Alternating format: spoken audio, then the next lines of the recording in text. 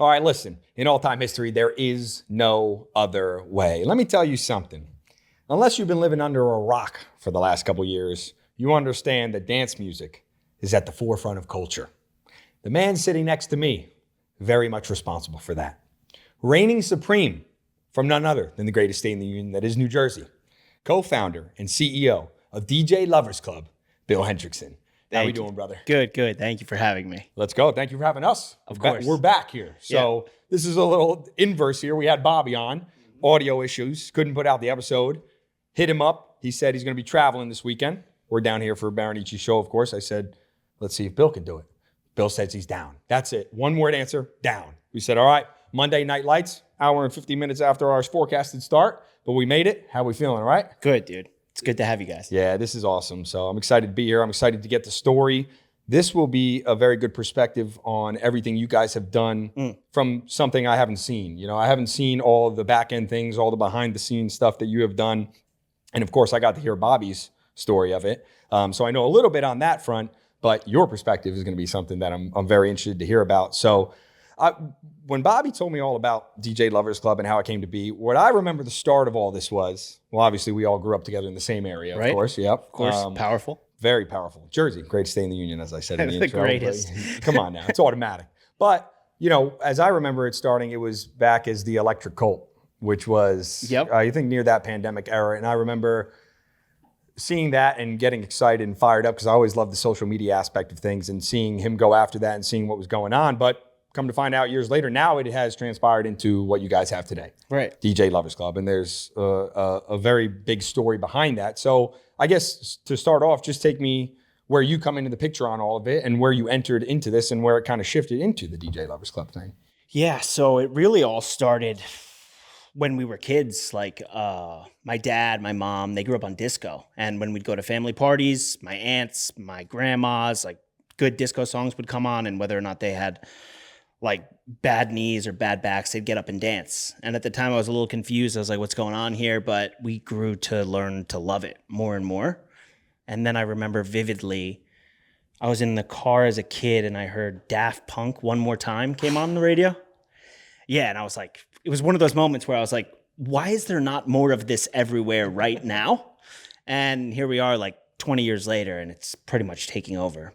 The scene as it has leveled up over the last couple years is crazy. I guess our era, when I think of like EDM, obviously house is big right now, but when I think of that 2012 to 2019 era, that's kind of like what we were raised on. Correct. And, you know, those, the Aviciis, the Alessos, Swedish House Mafia, you know, making anthems. Classics. And where it has evolved to now, because those were a lot of festival type music being made and vocals were very big back then. And the groove has kind of taken over now. And although I would say the vocals are probably coming back now with these big drops, there seems to be a lot of vocals going in. But how have you noticed the change in dance music since that era when you kind of got into it and now? Yeah, so I mean, that is still my favorite era. Back when we were at Rutgers and like Swedish House was pretty much bringing this entire sound to the US. It was just like epic. I remember vividly hearing Levels come on, and I looked around my frat house, and we were having a party, and I saw everyone's reaction to a song without lyrics, and I was like, that's it. Like, this guy did it. He bridged the gap from the underground to the mainstream for dance music with that sound. And like just backing it up a bit, we were bringing Bob up to Rutgers University when he was in high school. So he had 4 years of college before he even went to college. And that's why he is the way he is. So he was listening to this music. We were surrounded by these big Guidos from Jersey. And like Jersey was holding it down for this scene in the States. Like before electronic music was really permeating through the rest of the country, like these Jersey kids loved this stuff. Like we were putting it on at our parties and all this. So Bob was coming up. He was listening to this. He's like, this is electric. I was watching all my friends just have the time of their lives to this stuff. And it was just like, really from there, it was like, where's this scene going? And now looking at it today, it's like, do they listen to anything else at colleges, or is it just dance music now? Those songs still hit. The dance music scene is there. When Reds was open at Rutgers, Reds in Brunswick, of course. RIP. Yeah, man, what a time. Dance music was very big. It was a lot of house. It had taken over. That was at the time Do It To It had really brought the scene back because everything was down during the pandemic era, right? And then when that hit, it was over. And obviously the sound kind of grew from there, but I remember that song specifically being the biggest song at the time on the comeback of when everything was back to 100%. And I mean, that song played, everybody went nuts, but it was very much like that. Yeah. And so, of course, at a college bar, you have the open format part of it where they have to play different types of sing-alongs, like the hip hop and different types of genre. Right. But the dance music was the most prevalent, and the house scene, of course. Yeah. And it was exciting. It was, I mean, at that time was when Reds really blew up, and it was just hundreds of kids in line, hundreds of kids in the building, everyone partying, and it was a lot of dance music. So was Reds playing the most dance music of all the bars on the 100%. Yeah. You guys were pushing the culture. It was a club. It was Right. turned, and I was sort of forced into making it solely a club because the pandemic put us in that position. Right. But it originally had started, we wanted to do, the lunch scene, happy hour, dinner, and then have a nightlife at, after hours, 10 to 2 a.m. That was our goal. Pandemic hits, everything gets wiped out. We shut down for 6 months. We come back. Only people around, Rutgers kids. All the seniors that couldn't get out of their leases that are living off campus. I originally thought we were dead in the water, but it ended up being a blessing because they didn't have class. No one wanted to do any work. It was all online. So all they had to do was party. And we had a spot that was 7,500 square feet. And we had some good music because my Spotify playlist was playing at that time. There it is. And then when it blew up, obviously the it went aux. back. Come on now. And it was mostly, that playlist was mostly made up of that golden era EDM. Right. That's where it started. The stuff I heard at DJs when I was going out. Who were your favorites? Like, Oh man, my top 3 songs of all time. I'll give you this that stand out to me. It's Levels, One More Time, and Calling. I would have to have those. That's if I was picking the greatest. I mean, come on, brother. That's top 3 for me on their own. Yeah. Runaway is obviously in there somewhere. One of my personal favorites is the Audion remix of Pompeii. That drop to me is my favorite drop. Yeah, it's I magical. mean, it's just Emotional. and you cannot hear that in the Iron Paradise 300 milligrams of caffeine deep and not get one of the greatest workouts you ever had. So that was like my favorite. What about you? Was that around Dude, that? you're like all over it. All the Swedish house stuff at the time as well. Yeah. It's like still, it's like stuck in my spine, literally. They were making songs that last 10 years, decades. Crazy. You could play them at any time, Timeless. and that's a difference I want to get into the music being made today versus that. But taking it back to you at Rutgers, when you were getting ready to graduate, was this in the plans of doing all this? Not so much. Like I had my eye towards general business, building brands, and storytelling, which comes into play for DJ Lovers Club later. And so I went out to Vegas and then Los Angeles, worked on some filmmaking stuff, and refined my ability to compress stories and tell them really succinctly so that people get interested. All the while, my little brother was at ASU and he kept doing more and more music stuff because he already had 4 years of college at Rutgers, basically. And then he had 4 more at ASU. He knew the playbook, put on dope house songs, get everyone's energy up. This is how it goes. So he did all that. I was doing filmmaking stuff. I was watching the filmmaking world was getting weird with indie film and like how the industry was going. And we took a big step back during the pandemic and we were like, what do we really want to do? And Bobby had gone to a show of our friends. His name's Noizu. Couple bangers for sure. Couple of bangers for sure. Jacob. And he was at Noizu's set. And after the show, people were coming up to Bob and being like, great set, dude. And like something clicked. It was like, these people don't even know whose sets they're going to. They don't know what they look like. They don't know any of their characteristics. Meanwhile, in hip hop, everyone knows what Migos wore last week. So we were like, there's a bridge that we can gap here. And Bob and I decided we would take my skills with filmmaking and storytelling and his skills as like just a great personality and start to bridge the gap between artists and fans in the dance music world. That's how the premise started and where the Electric Cult started. Well, when he was doing the Electric Cult, I remember you guys had those dance contests. Yeah. And that was the first of like the shuffle contests where we were all sitting at home and we needed something and just found a way to innovate and make something that people could be a part of. And you had to comment who you thought had the best shuffle and all that, I remember. So that's But that was a pivot. Yeah. So we were originally going to go straight with artists. We were going to come down here for Music Week. We're in Miami now. We were at Jersey and New York at the time. And we were going to do a bunch of artist interviews. The pandemic hit and we were like, we need to pivot. And pivoting has been like a big skill set of Bob and I's since then. We just continue to pivot and give people what they want as well as like what we want to do. So we pivoted and did this online shuffle competition because it was trending at the time. And it became a hit. And it was like kind of this thing that coagulated culture and made people really happy when they were at home watching people dance or taking part in the dancing with like rewards and stuff. Yeah. Yeah, I mean, at that time, it was like, I remember seeing it and I was just so hyped that we had something to do at that. You know, we're sitting there and of course I saw it was you guys leading the charge on it. I'm like, the electric cold, oh, come on now. Bozos. It's all time. So then, I mean, going from that, where does it kind of turn into the DJ Lovers Club part of it? Yeah, I mean, so like at some point we were like, we need to just get back to the core mission, which is like making it about the music and the artists. We went a little adjacent because everything was really messed up with the pandemic. And then we started to push on the DJ Lovers Club thing. And me and Bob started to learn about the internet and how to create good content and learn from our friends over at Rap TV and a few other organizations where we were like, okay, let's just model off our boys and apply it to dance music because hip hop is generally like 5 years ahead, 10 years ahead. So we take some of those formats and be like, deliver it to the dance music audience. We kept doing that and just like found success and yeah, just keep peeling off more and more layers. Yeah, well, at what you said with the hip hop, that to me is such in terms of like culture now, high school kids, we were always listening to hip hop. Like in our, Wiz Khalifa was my guy back in the day. Wiz and Mac. Like, you know, Terrence, me and him were bumping Wiz Khalifa all the time. Right. But you know, and Mac, of course, yes. And like so many more from that era. I always liked Big Crit as well. That was like the underground scene of the guys who came up in my high school years. Right. But hip hop was always so big for that demographic and that age group. Now it's completely flipped. Crazy. And I'm talking to these kids that are all in high school because they all train at Condon still, the baseball facility. Okay. And just to get an idea of what people are listening to. What's the read on it? And it's all dance music. No. They're all DJs.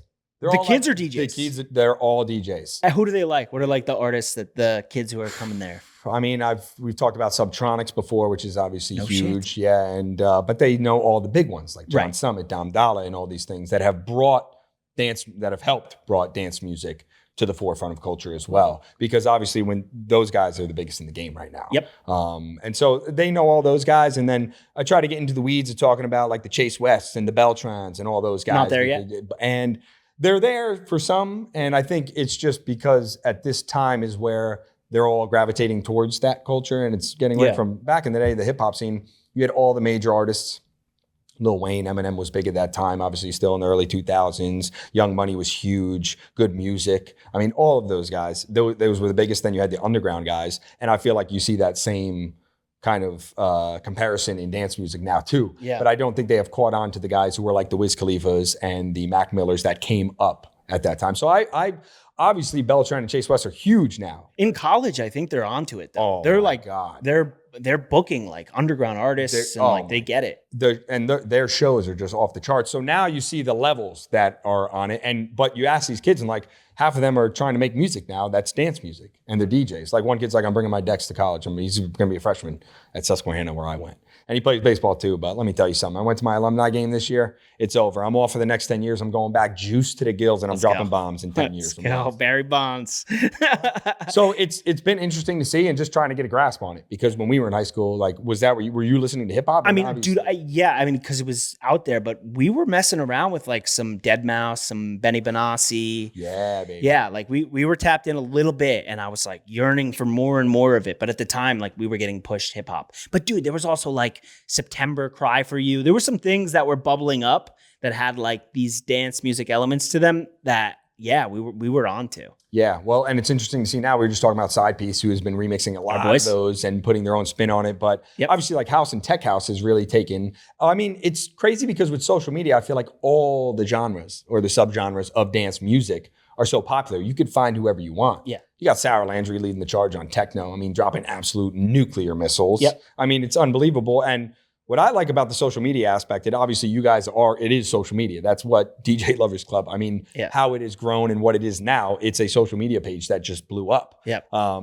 In terms of the consistency of what you guys were putting out at the beginning of it, what were the types of content you were putting out at that time? Because obviously now we have the virality of clips that has changed the game in terms of social media. But I think when you guys were starting, the virality and the TikTok stuff, like the algorithm was not really a thing. So what was your main mission in terms of the content at that time? Yeah, I mean, it's always adapting. It's freaking nuts, dude. It's just crazy how much it changes. But in the beginning, it was like DJ clips, some memes. It was pretty light. It was nothing crazy. But as time has gone on, we've really evolved into more and more storytelling where we're trying to go deep on what's truly happening, whether it be like a lineup dropping or like an artist's story around an event. An example would be like our friend Omnam, who we help with a bunch of marketing stuff. Like they lost his luggage at the airport before EDC and he showed up with his sweatpants. And that's like a whole story. It's culture.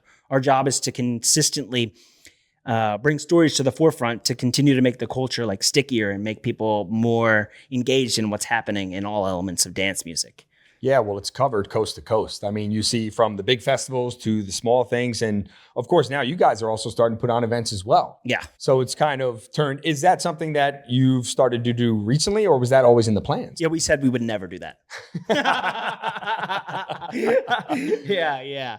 No, but then one day it was like, all right, we have this capability. And just so you know, like we do this within our platform, but we will also be reached out to by like record labels or management companies, and we will help to curate content across all of the dance music media. So we work with all these other channels, and if there's like, say, a new Calvin Harris record or a Chris Lake record, we will help to get it curated and the story told correctly all over dance music media on behalf of like Chris or the record label or whatever.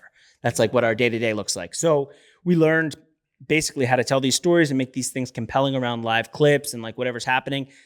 One day we were like, let's try something different in the live show space. And we looked at New York, which is like, you know, it's a pretty grungy scene. Hey, it's just like warehouses and ketamine and stuff. So I was like, we were like, let's bring something a bit more elevated. And we came up with a theme around the golden era of travel, which is like 70s vintage, back when travel was like an experience that people loved to take part in. It was like a party. And we built an airplane stage and themed out the whole experience. People got passports. It's called in-flight sessions. And we did it at Superior Ingredients for 3 shows, Shipwreck, Biscuits, and Odd Mob this year. And it crushed. It smashed. So I suppose we have to do more of these. Yeah. Yeah. Well, you see the clips from those shows and it's like, I mean, it's absolutely juiced. The entire place is packed up. Yeah. The New York scene, it's interesting you bring that up. I was just talking to somebody about this the other day at Live, at the show. Yeah. Did you ever go out in New York City within that era when you were in Jersey still, after Rutgers or during Rutgers? Yeah. Dude, I used to go to Webster Hall, watch Tommy Trash. Mm-hmm. Used to go to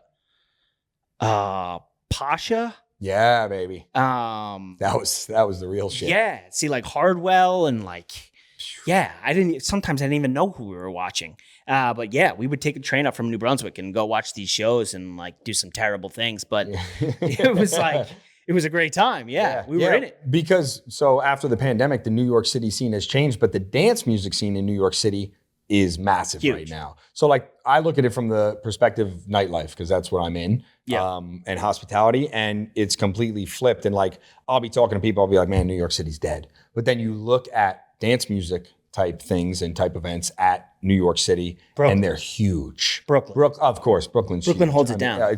It's unbelievable. Yeah. The venues they have now, like it's a shame that Brooklyn Mirage had to close. It's okay though. Yeah. Like we experienced it last summer. This is when we made our entry. Like, yeah, the Mirage fell apart and most people would default to going to the Mirage, but there's such a strong culture in New York City that people were like, what else?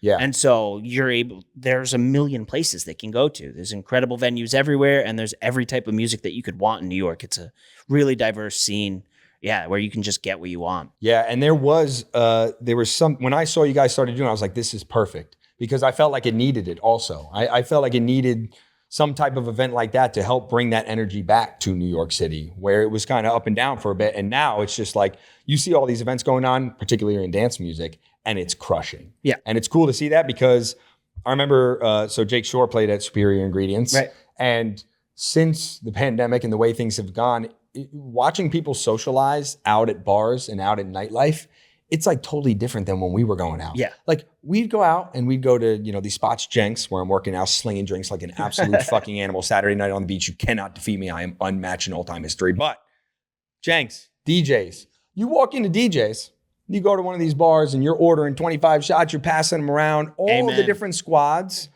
would kind of unite at these places. Right. And it's cool in Jersey because, again, it's not like there are tables for bottle service and stuff. I mean, Headliner did it when they were around. They actually just closed this year. Yeah. Yeah, it's crazy. What's going on there? That's part of what I'm saying is the nightlife has changed. Right.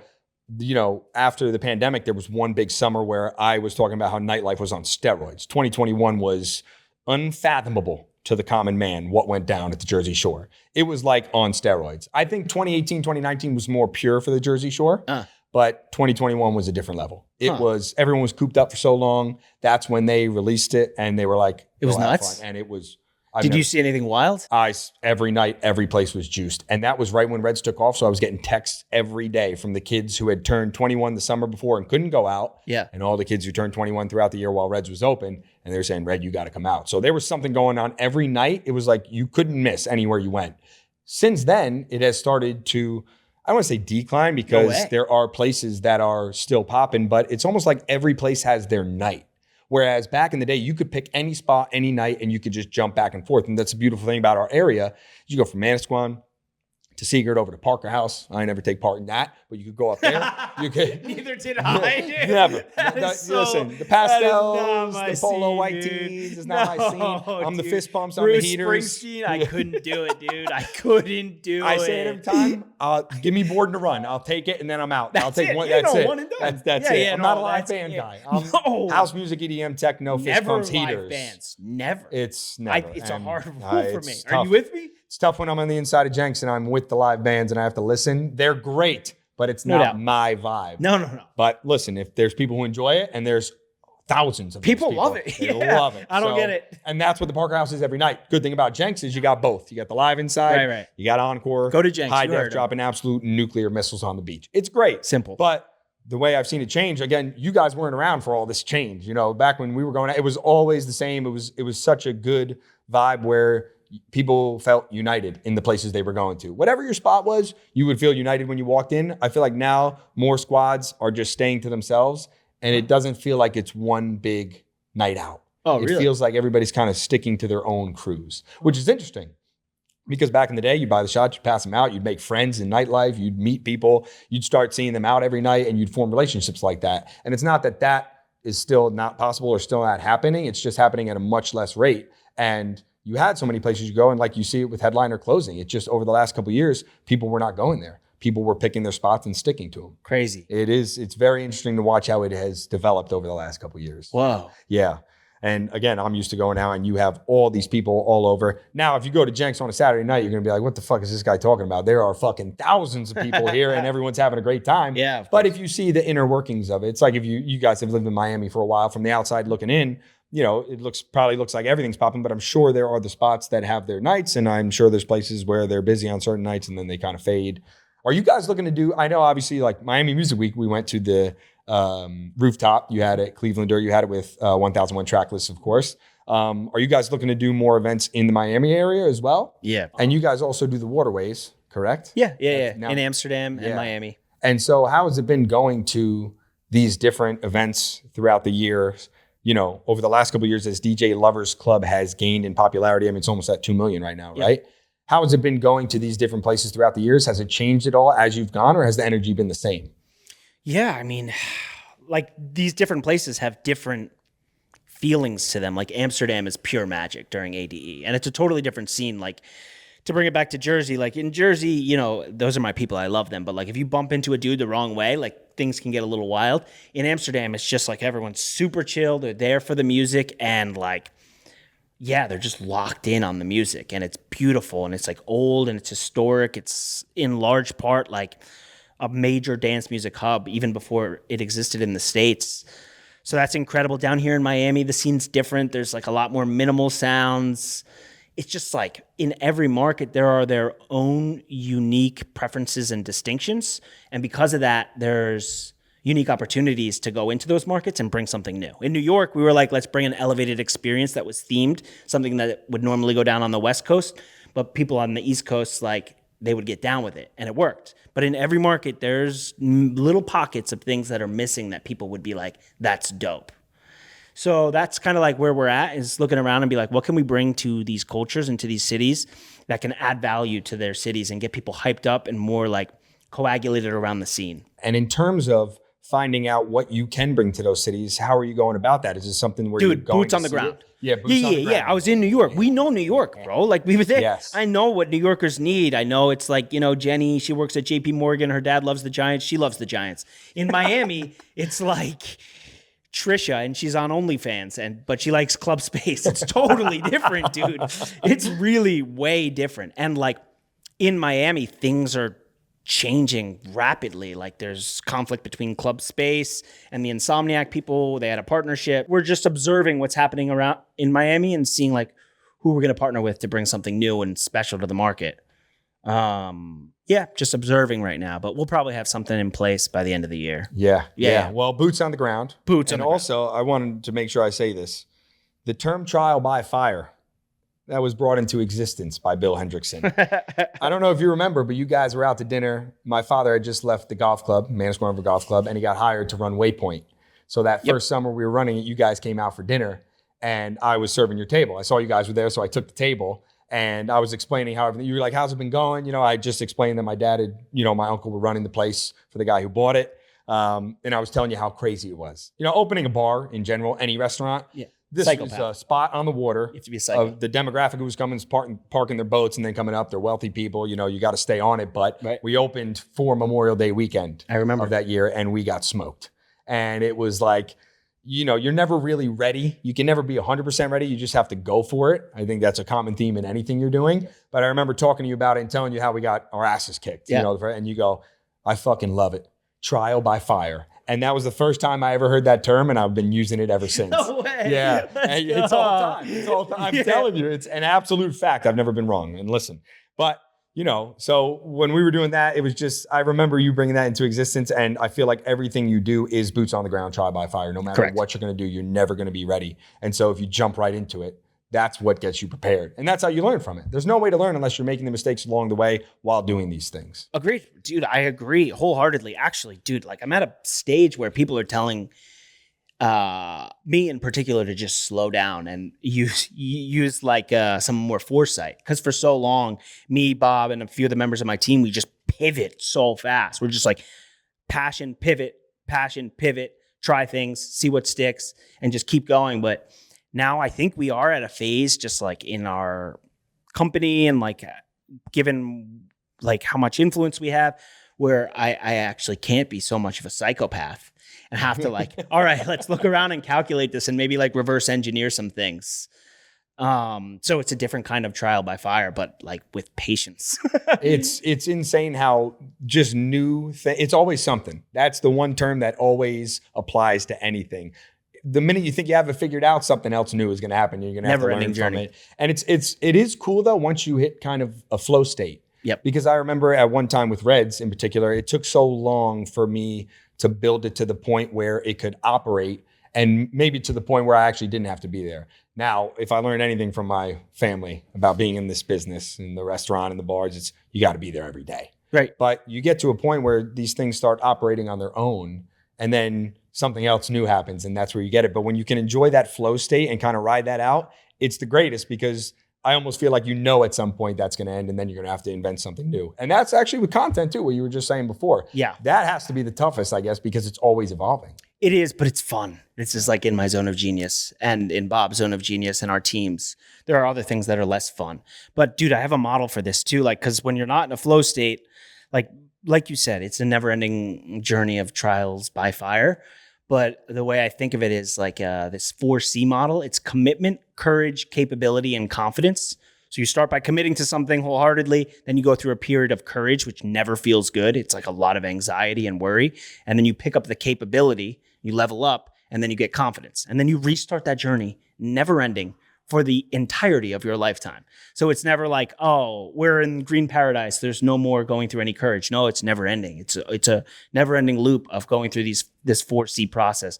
And that helps me at times where it's like, oh God, oh Jesus, feels like everything's falling apart. It is crazy how when things they feel like they're falling apart, if you can kind of take a step back and remember I've never heard that before. That's fucking fire. Yeah, it's helpful. But if you could take a step back and realize like, okay, it's just a never-ending cycle. It's going to come back. It's very hard. When you're riding the highs and you're riding the lows, it's very hard to take a step back and see the other perspective at that time. Yeah. But it's probably the most important thing when you're running a business. Yeah, no, periods of courage suck. Because you don't know what's going to happen.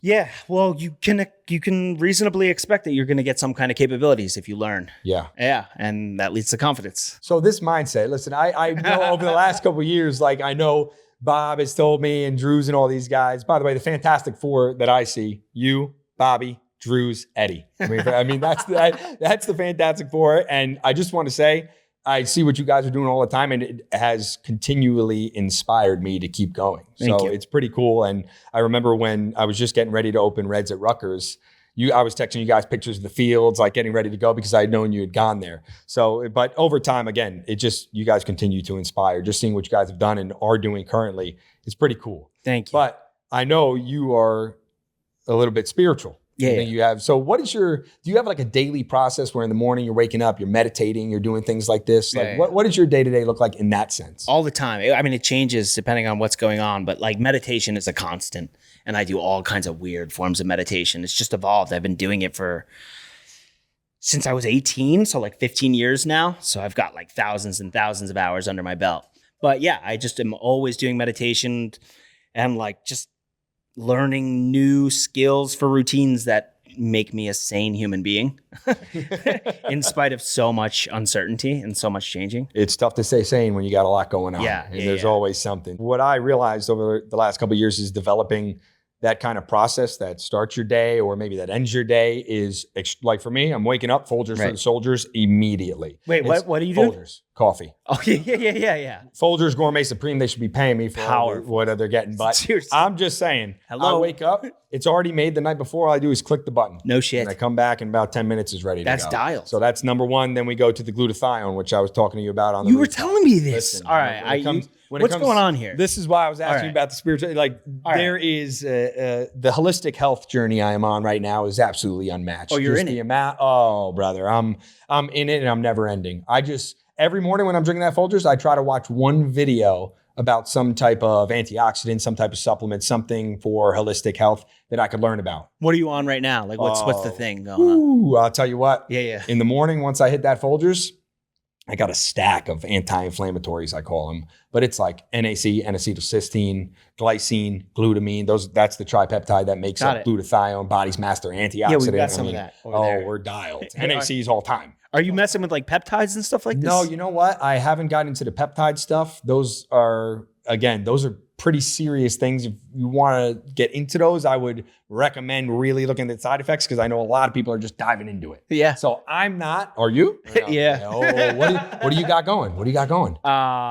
It's something called Sermorelin and then BPC 157 TB 500. They call it the Wolverine stack. Those are more of the studied ones. For Yeah. sure. When you say peptides, I've seen a lot of lately the GHKCU, the retatrutide, which is You've already gone beyond my knowledge base. That's like Ozempic retatrutide, essentially. Oh, yeah? You just get cut? It has your brother. The results people are getting crazy, and then they're doing Crazy. MT1, MT2. So those are things that I'm diving into now. I'm the type of guy where I have to really know about it. Got it. This is why I say I'm never wrong because I never argue anything I don't know. Yeah. So if I don't know the answer, I'm going to tell you I don't know. If I know the answer, I'm not going to let you try to correct me because I know it's correct. Yeah, right, That's just right. an automatic. It's a Reddism 101. It's a good attitude. Yeah. But so like I'm on that stuff. I do all the multivitamin, vitamin D3. Yeah. Looking at the amount of international units you should be taking.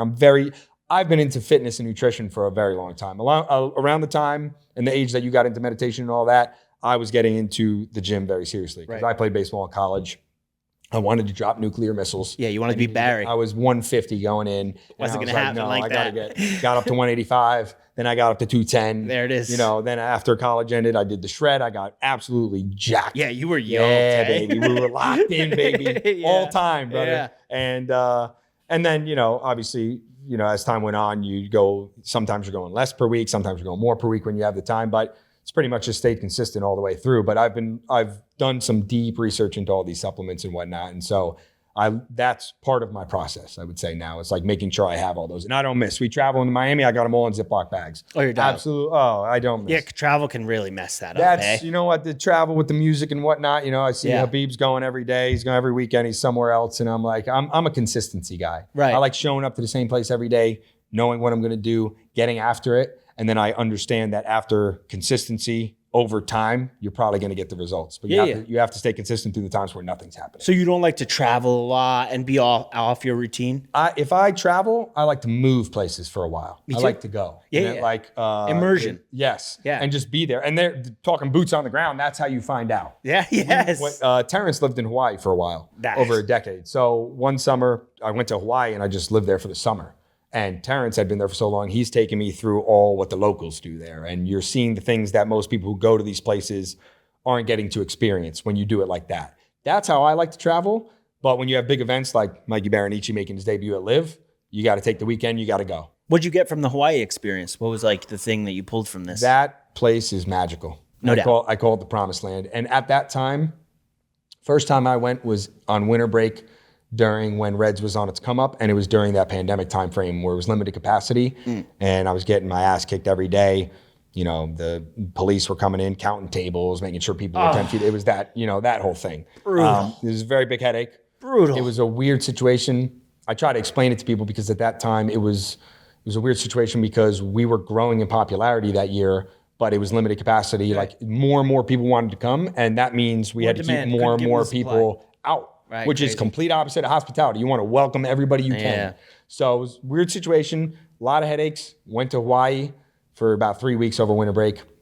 That's what you want. Magical. Yeah. It was the breath of fresh air that I needed. And when you see what that place is and the natural beauty of it, it's like you can't not open your perspective. I think it gave me a lot of perspective on, we grew up in Jersey. There's a lot of the same type of person there. It's very fast paced. It's go, go, go, a lot of attitude. How you doing? They walk by, they give you a head nod. They might not say nothing. But Hawaii is a totally different animal. It's much more laid back. You get a whole different perspective of life. And that is why when I go places, I like to stay there. Me too. Yeah. And going different places gives you different experiences. But like bringing it back to the Jersey thing, like a lot of the values that we learned growing up in New Jersey, like community, respect, and like giving people love, like we bring those to the dance music scene. And that's been one of the distinctions that has like set us apart. It's just like, we're just giving love everywhere. We're just like, this is a homie, like this is what they're doing. Our goal is to put people on and make a big community. And like in music, less so in electronic music, but music in general, like the music industry, people get like really insecure and comparative, and they're like trying to tear each other down. And part of our cheat code was doing literally the opposite, was adding as much value, not withholding anything or trying to like corner value to ourselves, giving as much value as we could and giving as much love as we could to the community and to the people who are like making the music, putting on the shows. And that's what's helped us to like gain traction in the space, is doing the opposite, doing what we learned in Jersey. And you know what? The Jersey gets a bad rep. I always talk about it being the greatest state in the union. From the outside, it has the bad rep. Yeah. But if you're in it and you understand what you just talked about, it's one of the greatest places on earth. And if you understand that the people who are giving the best type of, I'll say hospitality, that's what the industry I'm in, but hospitality outside of being in a restaurant, it's just treating people with respect and being welcoming to other people. And that's what I love about dance music, is that it is a genre that is welcoming to all different types of people. Yeah. And you have these different types of shows, what we were talking about before. You have the EDCs where you go and see that crowd and you're like, oh my God, this is insane. You could do whatever you want. And then you go to it's insane. Oh, you can do whatever you want. Whatever. And everyone will cheer you on. It's exactly. Yes. And then you go to these smaller underground parties and it's a different type of vibe. And that is the one thing I love about dance music. But music is also an industry that gets a rep for having a lot of rats in it, having people that will stab you in the back.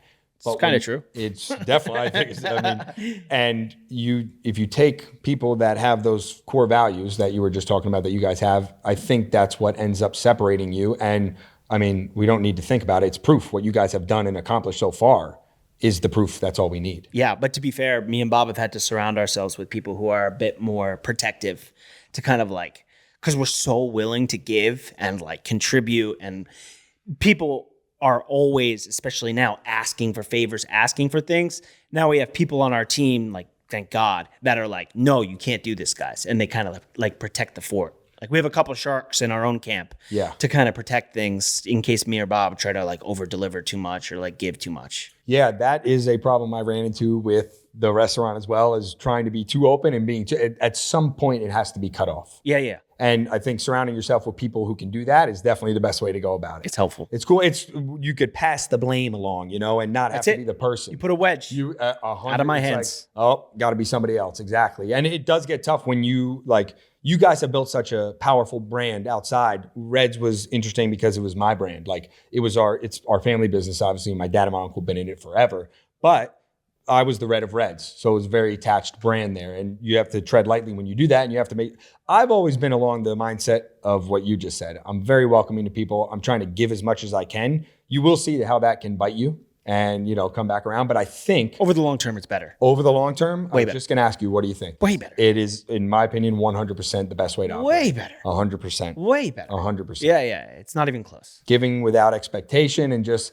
listen, the amount of times you're going to get bitten from doing that does not outweigh how good it is in the long term and the relationships you can form. And to me, the relationships have always been number one. Yeah. And I say that about Reds all the time because we had to close, unfortunately, because of the pandemic. Obviously, we have the other two that are still in operation. But the relationships that I made at that place and the amount of people I met, what I came to realize in later years was having that mentality was what made it so successful, because the impact I had on people was something that I didn't even realize I was doing at the time. Mm-hmm. I kind of had an idea that, like, listen, people have nowhere to go. I want to create a place of unity that we can bring people together. Simple. I had my opinions on what the pandemic was. Yeah, and me too. I wanted to. We probably share them. Yeah, of course. I would imagine we do. I'm going to shut up about it, but I just wanted to create a place where people could come. And then you see the impact that having that mentality has in the long run. I still have people coming up to me today and talking about it and being like, dude, what you did at that time was like, we needed that. Yeah. And that, I think having that mentality where you put yourself out there like that and try to take care of other people more so than anything, in the long term, it's always going to pay off. It comes back around. It always comes back around. Yeah. So switching gears though, as Yep. we get into this, I want to go back into your relationship with 1001 Tracklists. Yeah. So obviously they're a similar type of, company. Yeah. They do a lot of numbers. Yeah. They're doing a lot of reporting. Yes. So where did the relationship form with them? How did that come naturally, or My goodness. Yeah. So, Bob had met Jacob, who is like basically like the face of 1001 Tracklist, a little different than Bob. And we all connected on a call, and we decided one day, like, okay, let's put our brands together and do some fun stuff. We found out that we work extraordinarily well together. And like, unlike a lot of people, when we say we're going to do something, we like deliver, we get it done. So we work really hard. And yeah, they historically just had really good relationships with artists, and they're always like putting on new talent and helping them to develop and putting the scene on. And Bob and I are a little bit lighter hearted and more fun about it. We're a little bit more slapsticky. We're frankly just fucking around most of the time. And 1001 Tracklist takes like a serious approach. They're very serious about the music. So when we brought our two brands together and our two teams together, it all just like fit beautifully. And now it's evolved to the point where, they used to tell all the statistics about who the top songs are, whatever. We're just like, great, let's have Bob report it. Let's use DJ Lovers Club style content to report on all of this valuable data that people can get their hands on or get insights from. And we just like amplify all their information. And yeah, it's going to be a never ending journey of collaborating with those guys. the process you guys have for putting out that content and like watching it in real time now, seeing what you just talked about? Bobby obviously sits down, does the reporting, he's the face in the camera, and then you see the collabs with Tracklists and all that. Yep. Was that just a natural fit into the way you guys developed doing the content? Because we also, obviously, on the back end of things, like Cisnero did a collab with Tracklists, and so that was something where he was able to get his music out to people. And that was one form of the content. And then you have the other form where it's the reporting. And was that just a natural progression, how that all came together? Yeah, it's just like we're always looking around and being like, what is the information that is already out there that people aren't presenting in a way that would be super entertaining? And so we were like, great, this is just simple. We love these people. Let's take this information and get it out to the people through Bobby being just like Bobby. Yeah. It's simple. It's super. It just comes to you. Like, we're constantly thinking about how do we deliver new stories, new information in new formats so that people are getting fresh info and they're getting educated on what's going on in dance music. And now, do you have a team on the back end that you guys are just constantly running ideas through and thinking about, hey, maybe we should try this, maybe we should do that? Yes. And how do you end up deciding? Like, what's the way? Just throw it to the wind, see if it works, or do you make an educated guess? A lot of testing, yeah. Okay. Yeah. And in some cases, like, you just have to look around. Like, I firmly believe in modeling too, like looking at what other people are doing successfully and applying it to your own vertical. So like I said earlier, we looked to the Rap TV guys and we saw how they were doing some of their storytelling. We were like, let's just bring this to dance music. It doesn't exist. So we did that, and it helped to blow things up. And we're constantly getting a feel for how the storytelling styles are changing and how we can just bring that back to dance music culture so people can get stories in the way that's like currently popular, available to them, and the way that people learn. Yeah, well, talking to Bobby on the episode that we never got to release, he, I was asking him about that, and I was like, how do you decide what kind of content to put out? And he's like, there's the low-hanging fruit. You have the Dom Dollars, the John Summits, those clips that you could report on, and we could post that. Then you have the more underground stuff. Then you have the people that, the DJs that or producers that people may not know, and then they could put their music out, and that helps them get that out there. So it's interesting because the way content has developed over the last couple of years, or it's not even the last couple of years, it's been developing for a long time. Like I think back to like Facebook. Dude, when I was in college, that was the thing. Yeah. I haven't been on Facebook in years. Dude, people are on there. I know. Yeah. They are on like Facebook. Boomers, yeah, but there's people in different countries that are our age, like really in the thick of it. When you see the numbers of the people that are on those, you realize how many people are actually in the world. Because I'm like, I don't know a single person that's on Facebook right now. Yeah. And then you're like, wait, there's that many people? Yeah. Are you guys across all platforms? Are you on there too? Or? Yeah, basically. We're there. We just, dude, it's like auto posting on there, and we just gained like 30,000 followers in the past 28 days or something. It just happens. Have you noticed any specific types of content that helped you grow significantly at certain periods in time? Yes. Nostalgic content was a huge cheat code for the past year and a half. When people weren't addressing like some of the music that you and I grew up on and even earlier times, and weren't like giving credit where credit was due for the pioneers, we took it upon ourselves to do that. Like people used to call Tiesto a sellout, and like that was like the narrative of the time. And I was just like, this is an insane thing that people are just like calling the guy who built a massive portion of the scene this. So we started to like give artists like him and others who were treated similarly their flowers and be like, respect where this all came from. And it worked incredibly well. And it was also something that I personally wanted to do. I wanted to set the record straight and like give the legends what they deserved. Well, what I will say now, that could lead into the conversation between the music then and the music now, how it has all developed. What are your opinions and your thoughts on the difference between the music then and now? Okay, so let me be clear. Like every day me and my team, we're helping to market all of the new music. Like pretty much top to bottom. People are coming to us and being like, help me get the word out on this music or this show or whatever it is. So I get a little lost in the sauce, and I have my favorites because I work with them all the time. But I don't know, dude, like some songs like smash, but it's tough to compare to some of the golden era songs that like we were raised on. I don't know, it's evolving and there's so many different sounds and so many different pockets. That's the beauty. All these subgenres are arising and there's like cult fan bases for each one of them. Yeah, well, when talking to 4B about it, obviously 4B is a legend. And Jersey, greatest state in the union. When he was explaining it, one of my favorite clips of that podcast is him talking about the difference.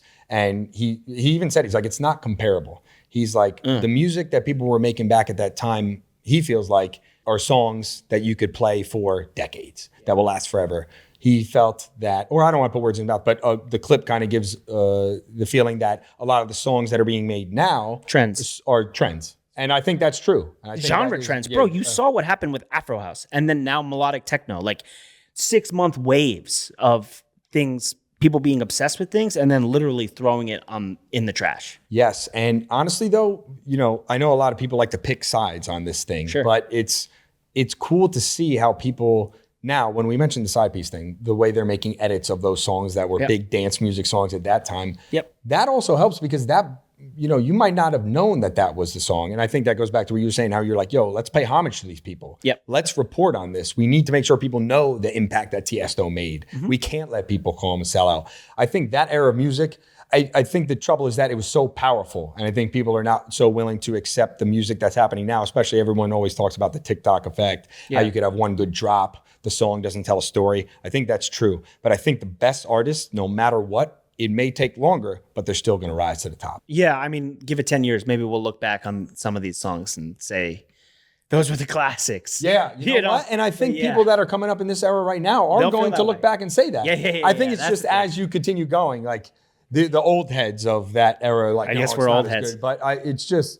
It kind of goes against dance music and it's just like, it's such a welcoming genre that I feel like we should be. And listen, there are so many songs that are being made right now that I have never gotten so hype in the Eye in Paradise. I mean, it's just absolutely, when those drops hit. It's a never-ending stream of bangers now. It's amazing. It is a very competitive space. It's insane. There is so much good music. And there are a lot of people making it. Oh my God, dude.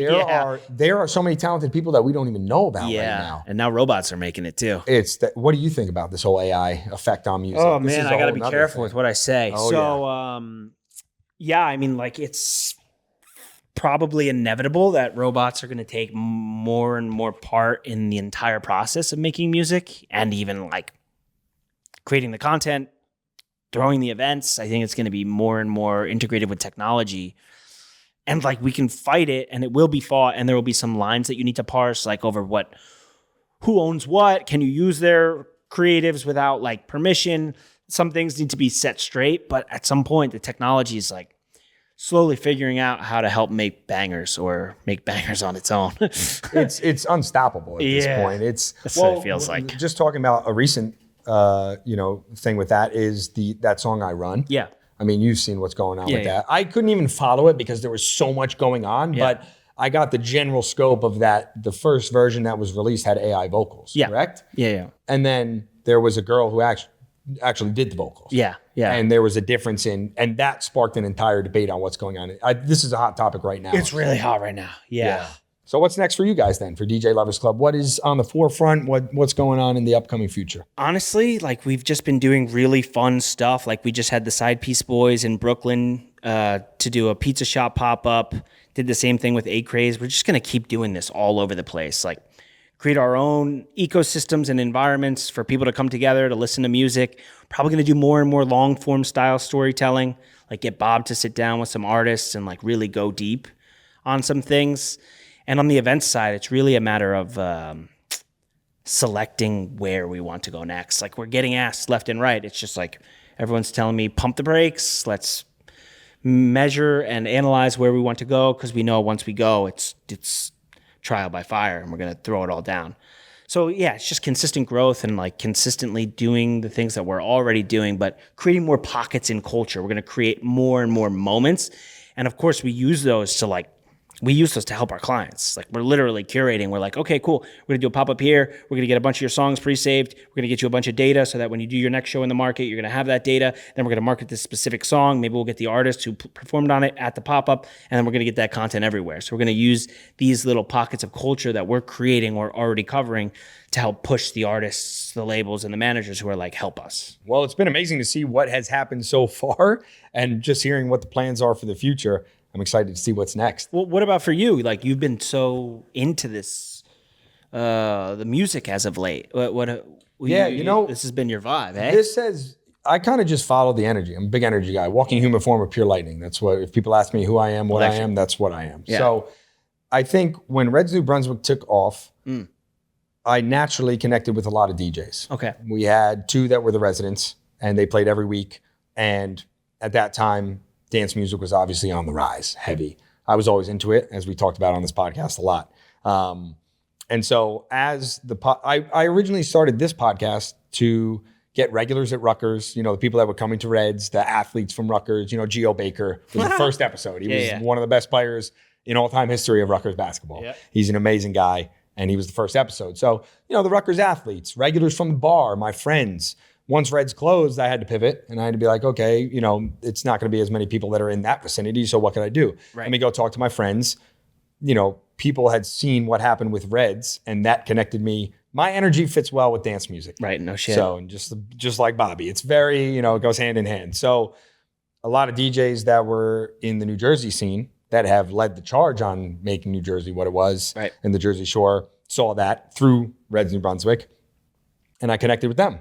And so one by one, I was just connecting with more DJs, and that kind of led to this connection, that connection, connected with Mikey Barreneche down here in Miami. Then I connected with 4B through that episode because he commented on one of the clips, and he had made songs with Mikey Barreneche. So he saw the content. And just naturally, I think the energy has gravitated me towards this type of music. Right. And I wouldn't even say I've always been into it, but actually being part of it now, doing this podcast, reporting on it, getting the inside stories from people who have influenced it.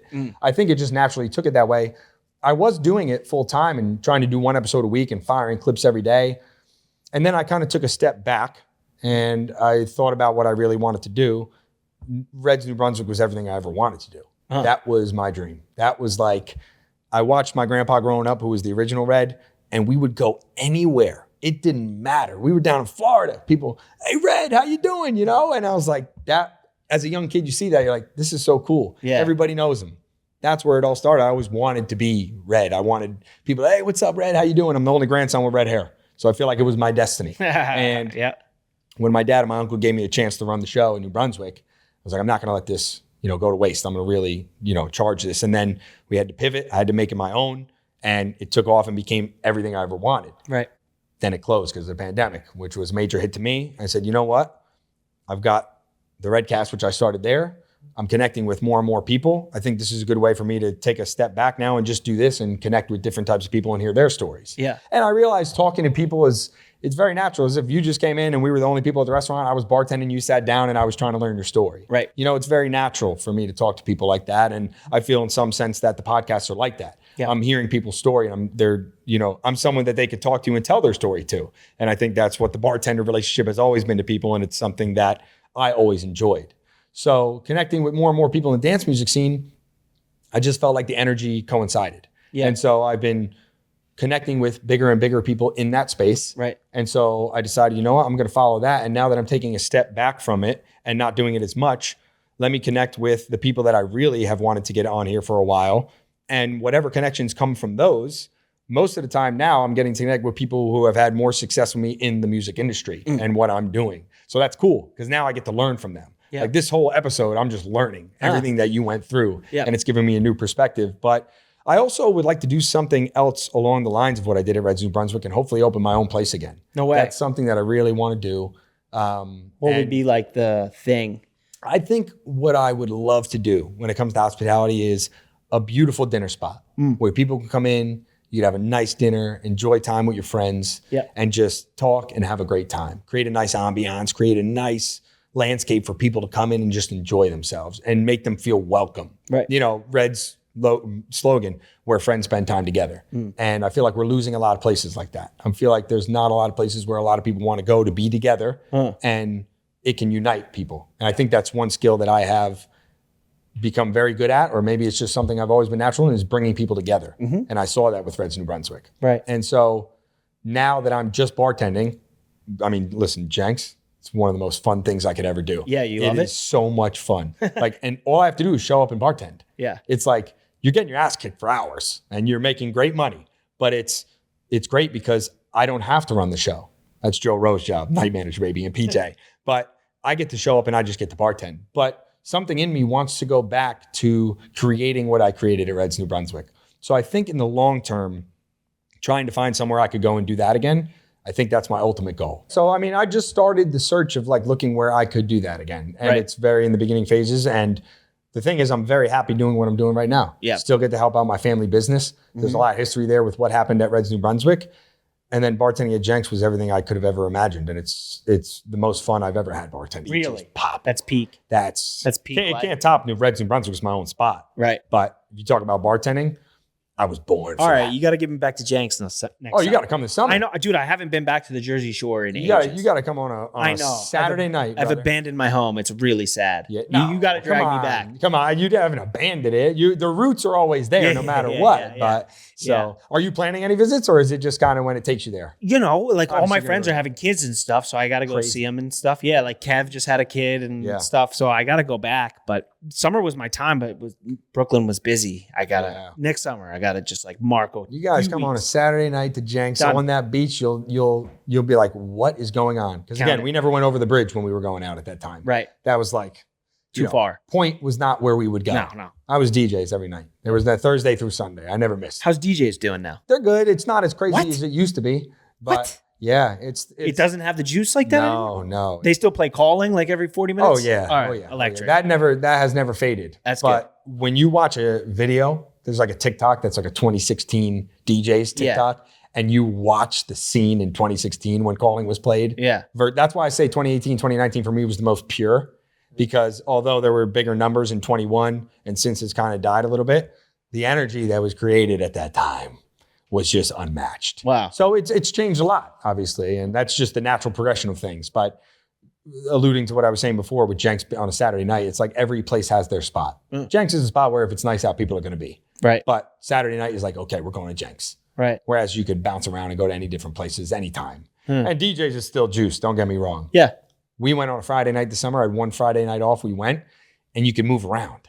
And that is not what I'm used to. That is not good. That's not the way it used to be. We were thinking about doing something there. Yeah. Like bringing an artist in and doing a DJ's takeover. We should probably do that still. That would just be to all time. Hey. There or Jenks. You know, if you watch Jenks now and you watch what it is, it's a massive rave on the beach. Wait, so you think Jenks is something we should come back and like do like a proper show? If they would be willing to do it, you should do it at Jenks. Yeah? It's a rave on the beach.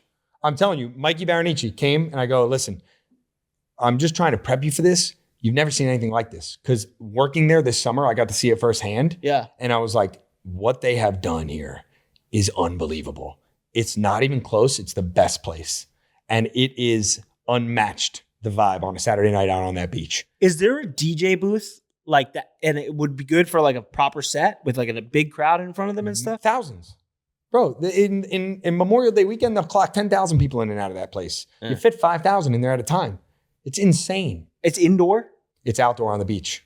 It's totally outdoor. Outdoor. And that's what has, I guess I should explain why it changed. They built makeshift bars on the beach and roped it. It used to go all the way down.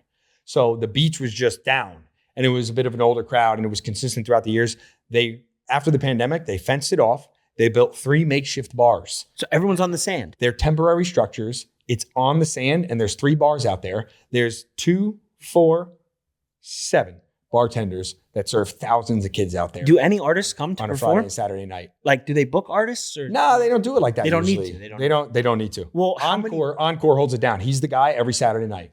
Him and High Def and Encore, and High Def will bring people in for like Friday nights and they'll do it. Got it. But they're not into bringing like a big name artist, or they haven't done that historically. Is that something that should be done? It's 100% something that should be done. Okay, got it. And I don't even know if I've mentioned that to Joe Rowe, but I've thought it many times. You should mention it to him and see if you'd like to, because I would love to do something like that. It will happen. We are making this happen. I'm talking to Joe Rowe and PJ. Joe Rowe, the night manager, runs the show. PJ, the owner, with his family. Yeah. And we will make it happen. Summer 2026. Yeah. And it will be unfathomable to the common man. Yeah, we can get all the homies. We can get like proper artists and like make it a thing. How many people fit on the beach? Thousands, dude. I'm telling you. But can you make it bigger if we needed to make it bigger? Listen, superior ingredients, it's more than that. You'll have more. Of course. It'll be, what was the question you said? How many thousands of people can fit? I mean, it's insane. It's a massive rave right now. And they just enter, it's non-ticketed, right? Everyone just goes in and drinks. GA, as people in Miami would say, which is the Jersey Shore in general. Headliner had the tables, of course. Yeah. But everybody's one, which is what I love about the Jersey Shore, which is like you go into the trenches. Got it. It's insane. So inside at Jenks is the live band. Yeah. They have all those people in there. Yeah, okay. And then you got which is like, that's fine. Whenever I'm working South Stage, I'm like, God damn, but you got to do it. You got to rotate. You got to pay your dues. Right. But when you get out on that beach, completely different vibe. And the demographic of the kids are like, when I work the beach versus when I work inside, I'll see all the kids who used to come to Reds New Brunswick and all the people that were connected to them. Versus when you're inside, I won't see half those people. It's insane. So it was funny. The one bartender said to me, I got a chance to work the beach, the best beach bar, which is Tiki, on Saturday of Labor Day weekend. Yeah, I remember. Saturday night, head to head. Myself, Casey Lambusta, Jordan, Kobe, to see who would be the greatest of all time. Okay. She's one of the greatest I've ever seen. That's why I call her Jordan. So, and she had beat me twice before that. So I made this narrative that, we were going head-to-head battle because there's only 2 bartenders at that bar. Wait, so how do you measure that? Who's winning? Well, you look at the sales at the end of the night. Exactly. And you see who punched the most in the register. Okay. And so for me, it wasn't even about beating her. It's about putting myself against the people that I view as some of the greatest bartenders to ever do it. Right. The bartenders at Jenks and the people who have done it at DJs and all these places, even Jersey Shore in general, it's a masterclass. Right. And I have a true appreciation for it because I'm in that industry. Is Bar A still a thing? Bar A still just Tuesdays. They've kind of faded on the weekends. It's not the same as it used to be as well. Like they used to be packed Tuesday and then the weekend nights were jumping, as you remember if you ever went out there. But, they do beat the clock on Tuesdays, still jumping. Maybe we set some kind of a artist pop-up or a proper show at Jenks. If you were to do a show at Jenks and it was marketed for a while and you brought in a big artist, it would be insane. It's totally possible. It's 100% possible. We could definitely make it happen. All right, you just got to clear with the guys. And I'll push it. I'm not going to. Joe Rowe runs the show. I push you off to Joe Rowe. Yeah. You make the decision. But a show at Jenks would go insane. Yeah. It's one big rave out there. And when Mikey came, I said, you're not ready for this. I'm trying to explain to you what it is. You being in dance music, you playing all these shows before, just wait. And he goes, dude, that was unbelievable. Cool. Completely different than what I've ever seen. Yeah, we could film like a proper set. Oh, like have the drones flying over Yes. Jenks and And- watch like a sea of people on the beach. I think There's no problem with I that. think Encore and High Def would love to do that. And I think they'd love to be part of it because Encore's dropping he's like the resident DJ there. Every Saturday night, it's the beach party with Encore. And Okay. he's dropping nuclear missiles. Wow. And it is unbelievable. Like when you put me at South Beach, which is the bar directly in front of the DJ booth, Yeah. you have all those kids, and that music is just firing. And I'm 500 milligrams of caffeine deep, and I'm just slinging. You have no time to think. You just point at someone, make the drink, onto the next, punch the register, put the cash in, give them the change, onto the next. You go 35%, statistically speaking, faster than if I was inside listening to a live band. Right. yeah. There's no obviously, measurable dude. data that shows that, but I promise you it's a minimum 35% At least faster. 35. And if you might double it. if you guys were to put on an event there, it would be one of the greatest nights. The energy there would be unbelievable. It would be an amazing collaboration. Okay, cool. Let's make it happen. So if anything comes from this episode of the Reddcast, we're going to have DJ Lovers Club at Jenks. Yeah, that's what we should do. It's all fucking time. Yeah, I gotta go home, bro. Let's like create an excuse. Bring you back to Jersey. Yeah. Gotta Greatest go state home. in the union. Gotta go home. Where you are from, reigning supreme. Yeah. And Yep. let's make it happen. All right, let's do it. Wow. We are on a mission after this episode. Let's fucking go, dog. Damn, I'm fired up. Anything else you want to talk about in the future for you guys or what's going on with you? No, man. I mean, like, listen, our mission is really simple. It's like we just are constantly trying to be the best in the world at creating a culture in whatever form it is. And we're trying to innovate and just like bring more people into the culture that we think is representative of the dance music community and then learn from others and grow it and grow it and grow it. We're just trying to be the best at that in the world all the time and we've never stopped pushing for that. Yeah. Let's fucking go. Yeah. All fucking time. Well, dude, thank you for taking the time. Thank you for your patience and waiting for us. Of course. Hosting us. Yeah, this is Studio so much looks fun. amazing. So much fun. This was a blast, dude. And I'm glad I got to learn the story. Heck It's yeah. awesome. So, We'll get Bob in the chair no other way. soon. It's automatic back-to-back Hendrickson Yeah. episodes. All right, Very done. simple. Done. No other way. Done. And we're out, baby. Let's go. Appreciate you, dog. No other way. Let's go. All time. That place is fucking juiced.